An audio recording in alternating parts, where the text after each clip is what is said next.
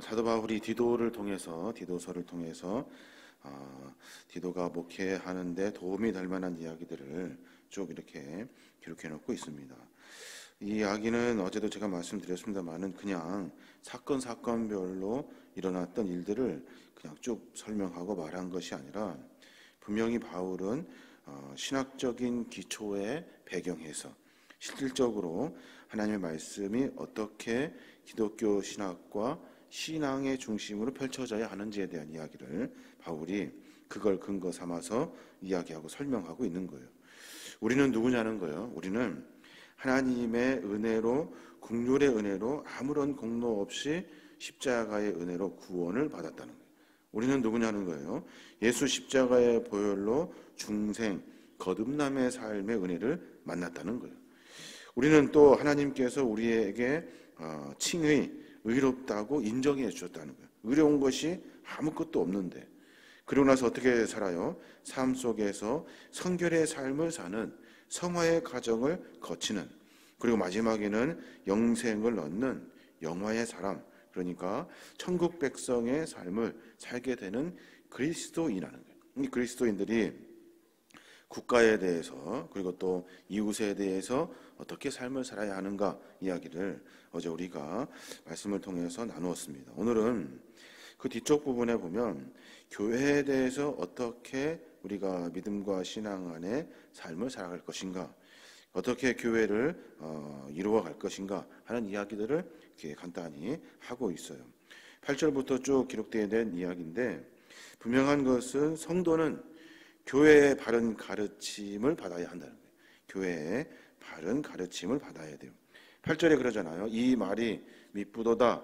원하건대 너는 이 여러 것에 대하여 굳세게 말하라. 이는 하나님을 믿는 자들로 하여금 조심하여 선한 일을 힘쓰게 하려 함이라. 이것은 아름다우며 사람들에게 유익하니라 그래요. 무슨 말이냐면 이 말이 미쁘도다 그래요. 이 말이 뭐예요? 복음의 말. 이 말이 참 아름답고 귀하다. 이것을 하나님을 믿는 자들로 하여금 조심하여 선한 일에 힘쓰도록 이 말씀에 집중해라 라고 지금 이야기하고 있는 겁니다. 왜 이야기를 하냐면 9절에 그 이유가 기록되어져 있어요. 그러나 어리석은 변론과 족보 이야기와 분쟁과 율법에 대한 다툼은 피하라. 이것은 무익한 것이요 헛된 것이니라 그래요. 그러니까 이것을 보면 그 당시 사람들이 어떻게 삶을 살았는지, 어떤 이야기에 관심을 갖고 있는지를 알 수가 있어요. 어리석은 변론과 족보 이야기, 분쟁과 율법에 대한 다툼을 계속 그들이 하면서 살았다는 거예요. 이 어리석은 일들 그리고 율법에 대한 다툼의 이야기들, 이 무익한 것들을 하지 말고 복음의 말을 들어라 라고 지금 가르쳐주고 있는 거예요. 그러니까 너도 마찬가지로 다른 사람들 이야기하는 거에 빠져가지고 거기에 논쟁하고 분쟁하지 말고 니도 너는 복음에 대한 이야기를 전해라 라고 지금 이야기하고 있는 겁니다. 예를 들어 족보에 대한 이야기가 뭐냐면 자기 조상을 자랑하는 거예요. 자기 조상이 어떻다라고 이야기하면서 야곱에까지 거슬려 올라가지고 그 이야기들을 줄줄줄줄 외우는 거예요. 우리 조상은 이런 일을 했습니다 하면서 자기 가문을 자랑하고 자기 조상을 자랑하는 일을 아주 사람들이 즐겨했다는 거예요. 심지어는 마게도냐의 그 알렉산더 대왕이 족보를 허위로 조작하죠. 그래가지고 자기를 헤라클라스의 후손이라고 소개해요. 신화, 그러니까 고대 헬라 신화의 그 영웅이었던 헤라클라스의 후손이라고. 그러니까 사람들이 자기 족보를 다 꾸미고 아름답게 바꾸어 가지고 족보를 자랑하며 산다는 거예요. 그렇게 하지 말아라 지금 말하고 있는 겁니다. 그러니까 우리가 믿음의 우리가 족보와 가문 이런 것들은 분명히 있잖아요. 분명히 소중히 여겨야 되는 것은 사실이에요. 근데 이런 이야기들을 당시의 사람들처럼 정욕을 쫓아가지고 자기를 자랑하려고 교만하고 이런 자랑의 도구로 족보를 팔아먹는 일이 있어서는 안 된다고 이야기하고 있는 거예요. 그 당시 많은 사람들이 그랬는가 봐요. 또 하나 율법에 대한 다툼에 대한 이야기하고 있어요. 율법은 전통적으로 모세 율법을 말하죠. 이 시대의 흐름에 따라 모세 율법을 계속 사람들이 해석해 나와요. 거기다가 주석도 달고 장로들의 전통에 의해서 그들이 논의된 유전들을 거기다 갖다 붙여요. 그러고 나면서 율법의 기본 정신이 있는데 이 기본 정신을 잃어버려요. 그러니까 율법의 궁극적인 목적은 뭐냐면 하나님을 어떻게 잘 섬길 것인가, 우리 인간이 어떻게 하나님 안에 살 것인가 하는 이 실전적인 삶의 문제가 율법에 기록되어져 있는데, 계속 시대가 바뀌면서 율법 안에 다른 것들이 막 해석적으로 붙어요. 갖다 아주 흉악한 이런 일들이 있는데, 예를 들어 그런 거죠. 안식일에 걸어갈 수 있는 거리는 몇 미터다, 이런 거. 또 안식일에는 아무리 위험한 일이 있어도 손에 땀을 묻혀서, 흙을 묻혀서는 안 된다. 얼굴에 땀을 흘려서는 안 된다. 또 우리가 안식일에 들 수 있는 무게는 최소 몇 그램이다. 이런 것들, 쓸데없는 것들을 갖다가 막 다 붙여놔 가지고 그것을 율법인에 착각하면서 삶을 살았다는 거예요. 그런 일들 때문에 늘 변론이 있었다는 거예요. 그 안에 여러 변론들 때문에 무익하고 헛된 시간을 계속 보내고 있었다는 거예요. 그러니까 어리석은 변론도 마찬가지예요. 그 사람들이 매번 그쪽 과거의 사람들이 바늘 끝에 천사가 몇 명 앉을 수 있는가, 이런 중요한 논쟁거리라고 이야기하면서 끝없이 논쟁하고 변론했다는 거예요. 이런 쓸데없는 일들을 하지 마라. 너는 하나님의 복음의 말만 전해라 라고 지금 이야기하고 있는 겁니다. 10절에 보면 또 그래요. 이단에 속한 사람을 한두 번 훈계한 후에는 멀리하라 그래요. 한두 번 얘기해서 말 안 들을 것 같으면, 특히 이단에 빠져 다른 헛된 것에 속아 넘어가고 있는 사람들이 있으면, 돌아오지 않으면 너 거기 가서 쓸데없이 말 붙이고 변론하고 따지면서 빠져들지 말고 피해라 라고 지금 이야기하고 있는 거예요. 우리 신앙의 모습도 마찬가지입니다. 한국 교회에 여러 문제점들이 있지만 그중에 가장 큰 문제가 우리 국가의 여러 어려운 일들을 당하게 되죠. 일제 치하도 있고 6.25 전쟁도 있고, 그리고 친일파를 청산하지 못한 이런 부정적인 문제들도 있고, 군사정권도 있고, 수많은 어려움들이 과거에 여러 시간들이 있었어요. 그때마다 신앙과 믿음을 어떻게 지킬 것인가 라고 하는 관점에서 모두가 다 그렇게 생각했어요. 나 구원받으면 되고 하나님의 축복받으면 되고 나만 잘 살면 되는 이기주의적인 율법의 해석들이 그 안에 있었다고요. 시대적 상황이 계속 그렇게 돌아가요.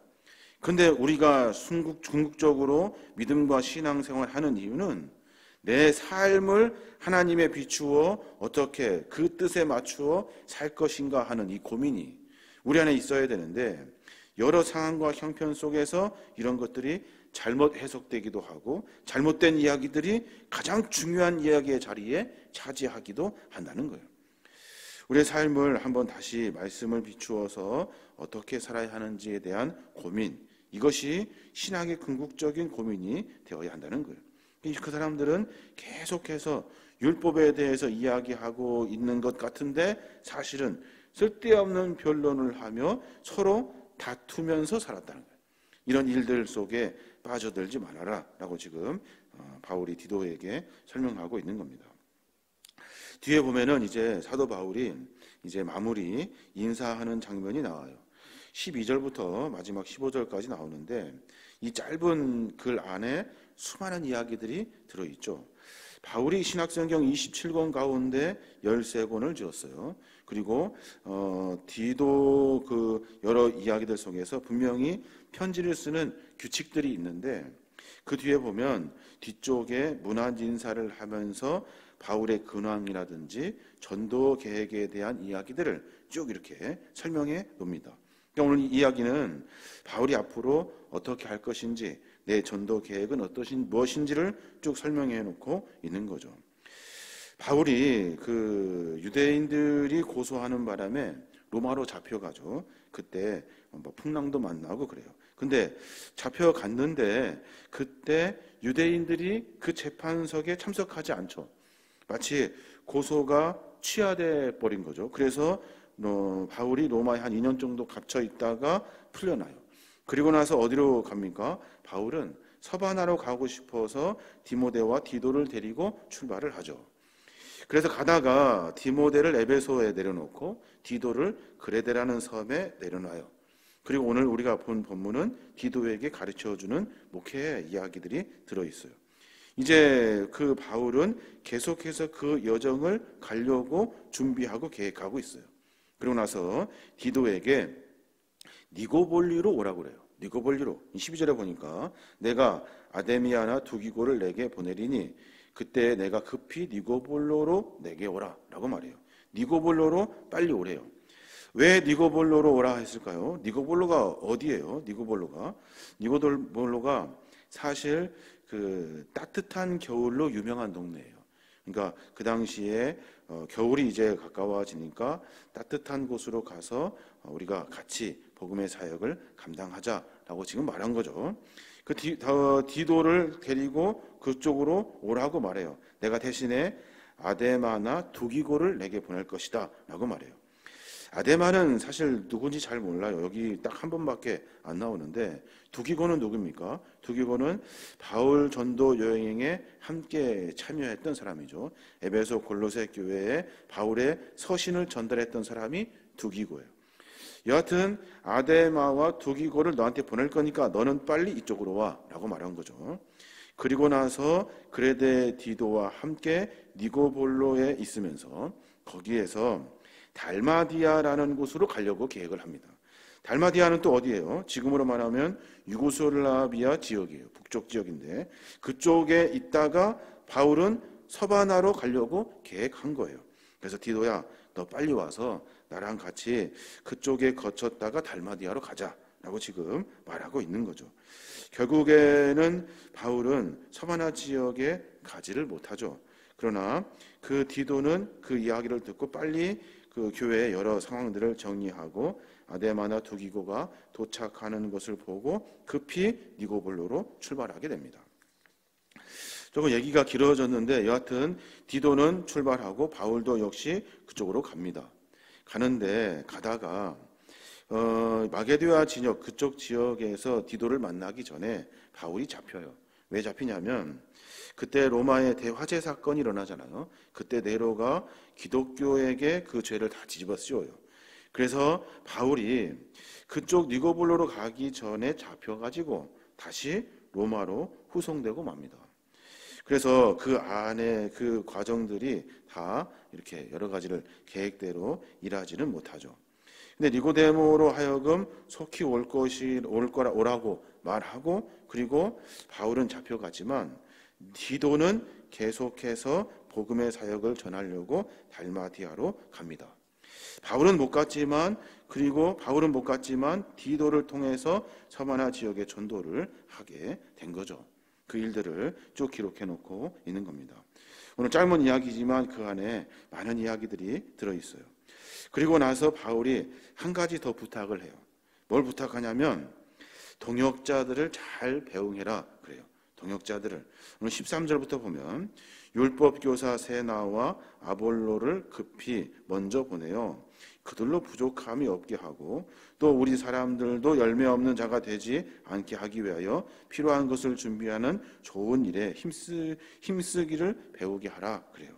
그러니까 디도도 마찬가지고 많은 믿음의 사람들에게 세나와 아볼로를 급히 보내가지고 복음을 또 전해야 되는데 그 사람들이 부족하지 않도록 도와라 라고 말해요.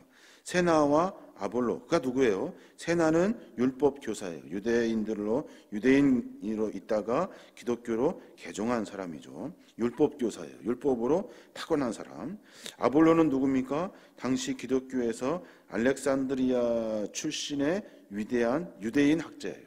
그러니까 굉장히 학문적으로도 아주 많이 배운 그런 사람이라는 거죠.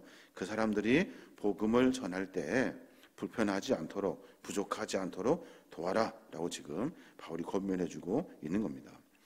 여기서 우리가 분명히 깨달아야 할 것은 바울은 복음을 위해서 늘 고민하고 생각했던 사람이죠. 그래서 여러 일들 가운데 복음이 그쳐지지 않기 위해서 계속해서 사람들을 격려하고 독려하고 그리고 계획을 세우고 계속 앞으로 한 걸음 한 걸음 전진하는 것을 볼 수가 있어요. 바울이 전도할 때 자비랑 전도를 합니다. 자비랑 전도. 여기서 유일하게 사도들 중에 혼자만 자비랑 전도를 해요. 자비랑 전도가 뭐냐면 스스로 돈을 벌어 가지고 전도하는 거예요. 왜 그랬냐면 그때 바울의 그 사도직에 대해서 험담했던 거짓 교사들이 있었어요. 네가 무슨 사도냐? 넌 뭐 전통도 아니다. 이런 사람들. 그 사람들이 뭘 가지고 핑계를 삼았냐면 너 돌아다니면서 돈 받으려고, 너 사람들한테 헌금 거두려고 너 그거 하는구나 라고 하는 이야기들을 계속했다는 거예요. 그래서 바울이 자기는 자비랑 전도를 하겠다라고 선포하면서 그 일들을 감당하게 됩니다. 근데 고린도전서 9장 12절에 보면 그리스도의 복음에 아무 장애가 없도록 도와라 라고 하는 바울의 그 이야기가 기록되어져 있어요. 원칙적으로 하나님의 복음의 사역을 감당하는 일들은 자비량이 아니라 우리가 도와야 할 일이다 라고 지금 이야기하고 있는 겁니다. 오늘날 한국교회가 많은 목회자들을 자비량 전도, 이중직 이런 것들을 계속 설명하고 말하고 있어요. 근데 바울의 본 의도는 사실은 그렇지가 않아요. 자비랑 목회자가 혼자 돈 벌어가지고 복음을 전하는 일을 바울은 원하지 않아요. 도울 수 있을 만큼 도와서 불편하지 않도록 하여라 라고 지금 이야기하고 있는 겁니다. 마지막에 편지를 쓰면서 결론을 내야 되는데 그가 마지막으로 중요하게 생각했던 것이 두 가지라는 거예요. 하나는 우리의 복음의 계획이 차질이 없도록 너는 빨리 니고볼로로 와서 서반으로 가자. 또 하나는 많은 동역자들이 복음을 전하게 될 텐데 우리 모든 믿는 자들이여 그들이 부족함이 없도록 하여라. 열심히 복음의 사역이 전파될 수 있도록 하여라 라는 이야기들을 지금 하고 있는 겁니다. 오늘 우리의 상황을 한번 깊이 묵상해 봐야 될 텐데 우리는 복음의 말이 아니라 세상 사람들의 말에 관심을 훨씬 더 많이 갖고 있지 않은가 하는 생각이 들어요. 어리석은 변론, 자기를 자랑하는 족보 이야기, 그리고 분쟁, 율법에 대한 다툼 이런 것들을 중심으로 우리는 계속해서 무익한 시간을 보내고 있지 않은가 한번 생각을 해보게 됩니다. 우리가 궁극적으로 쫓아가야 될 것은 뭐냐면 하나님의 말씀이에요. 복음의 말, 이런 말을 집중적으로 탐구해야 되고 그 말씀을 통해서 삶을 정비해야 돼요. 뭘 안다는 게 중요한 것이 아니라 네가 지금 어떻게 살고 있니가 훨씬 더 중요한 거예요. 너를 통해서 다른 것이 아니라 사람이 아니라 하나님이 보이는 영광의 삶을 살아야 하는 것이 신앙인의 궁극적인 목적이에요. 왜 그러냐면 하나님은 우리를 통해서 온 인류를 구원하시고자 하시는 계획을 갖고 계셔요. 그러니까 우리 삶은 자연스럽게 복음을 전하는 사역으로 감당되어야 한다는 거예요. 그 일은 그쳐서도 안 되고 그리고 잠깐 물러서도 안 되고 타협돼서도 안 돼요. 계속해서 계획된 대로 한 걸음 한 걸음 전진해 가야 하는 일이 우리의 일이라는 거예요. 그러니 그 복음 사역에 수고하고 애쓰는 자들이 있다 한다면 서로 열심히 도와서 그 복음의 사역이 그치지 않도록 해야 한다라고 하는 것이 사도 바울의 가르침입니다. 디도가 그 목회하는 과정들을 통해서 바울이 자기의 목회 여정들을 아마 정리를 했을 것 같아요. 목회가 과연 뭔가, 또 성도들을 어떻게 키워야 할 것인가 하는 이런 아주 본질적인 이야기들을 축약해서 디도에게 전달해 줍니다. 결론적으로 말하면 다 절대로 우리가 누구인지를 잊지 말라는 거죠. 우리가 누구냐? 우리는 그리스도인이라는 거죠. 하나님의 은혜를 맡은, 또 긍휼의 은혜를 가지고 십자가의 은혜를 맡아 중생하고 칭이 되고 그리고 영화를 얻은 그리스도인이다 라는 것을 잊지 마라. 그리고 또 하나는 절대로 다른 기준이 아니라 말씀에 기준하여 삶을 살아라 라고 지금 분명하게 이야기하고 있는 겁니다. 저는 오늘 디도서의 말씀을 보면서 여러 가지 것들을 정리해 봅니다. 혼자 스스로 생각도 해보고 고민도 해봅니다. 지금 잘 가고 있는가? 내가 지금 목회를 잘 하고 있는가, 뭐가 잘못됐는가 하는 이야기들을 개인적으로 묵상해 보게 됩니다. 우리 신앙의 궁극적인 목적, 우리가 왜 믿음을 가지고 신앙 안에 살고 있는가 하는 이야기들을 나눈다면 하나님은 우리에게 계획이 있죠.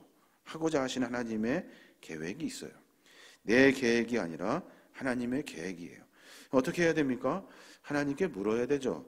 막연한 이야기 갖고 답도 없는 이야기 또 물어보면 뭐 답은 당연히 없는 일을 왜 반복합니까? 말하지만 물어야 돼요.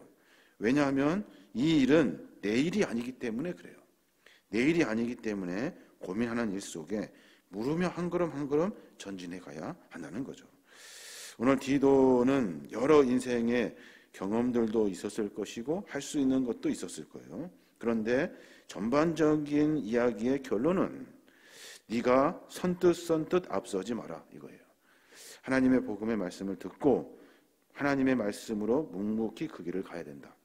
네가 지금 어떤 상태인지 어떤 상황인지를 분석하고 천천히 한 걸음 한 걸음 전진하는 것이 중요하다라고 하는 것이 바울의 디도를 향한 목회의 가르침이 아닌가 하는 생각을 해보게 됩니다.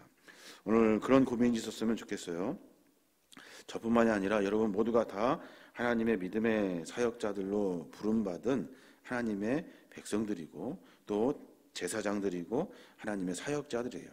하나님이 나를 통해서 하나님의 목회를 하시려고 하시는데 그 일을 내가 어떻게 잘 감당하고 있는지 한번 깊이 생각해보고 나를 위해 신앙생활하는 것이 아니라 어렵지만 주님을 위해 믿음과 신앙을 정비할 수 있는 그런 각오와 결단들이 우리 안에 있어야 할 줄 믿습니다. 오늘 하루 가운데 이런 고민들로 하여금 주님의 사역에 더 가까워지고 인간적인 방법이 아니라 하나님의 방법을 발견하고 한 걸음 전진하는 복된 믿음의 종들 되시길 주님의 이름으로 축원합니다.